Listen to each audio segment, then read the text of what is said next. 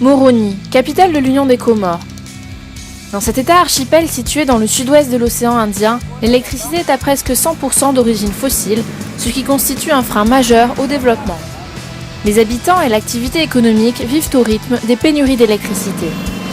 Et pourtant, le potentiel en énergie propre et durable existe bel et bien. C'est notamment le cas de l'énergie géothermique. Ici, il y a un volcan qui est extrêmement actif, le Karthala, et donc l'idée de ce projet, c'est de voir est-ce qu'il y a un potentiel géothermique sur ce volcan, est-ce qu'on peut utiliser le Karthala pour produire de l'électricité aux Comores. Et l'idée fait son chemin. Le PNUD, le gouvernement néo-zélandais et l'Union africaine accompagnent les autorités comoriennes pour relever le défi du développement de la géothermie. Au mois de juillet 2015, une équipe d'experts arrivés de Nouvelle-Zélande a procédé aux études préliminaires géophysiques.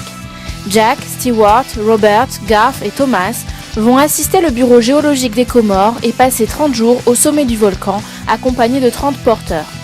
Mais avant cela, il faut parcourir à pied les 15 km qui séparent le village de Mvuni de la caldeira du volcan.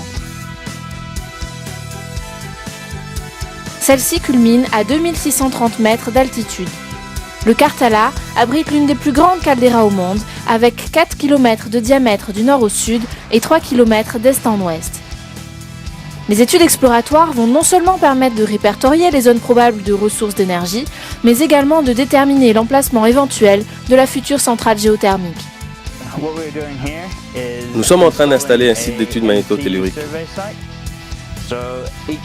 Sur chaque site, il y a 5 électrodes installées, dont chacune pointe vers les 4 points cardinaux, donc nord, sud, est et ouest, et une sous terre vers l'épicentre.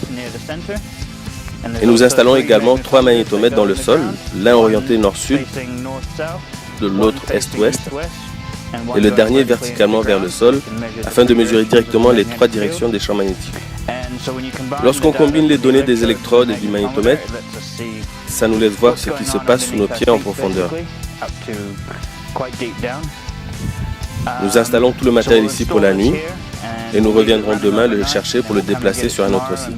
Nous avons à peu près 80 sites à effectuer autour du volcan et nous n'en sommes qu'au 3e jour. Les études de surface qu'on a réalisées pendant le mois de juillet nous ont donné des données de meilleure qualité et qui restent prometteuses.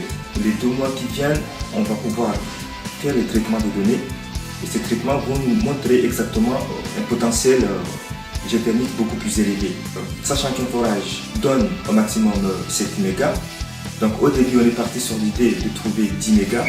Donc les meilleures données qu'on a eues nous montrent qu'on peut aller jusqu'à 30 mégas et pourquoi pas 50 mégas.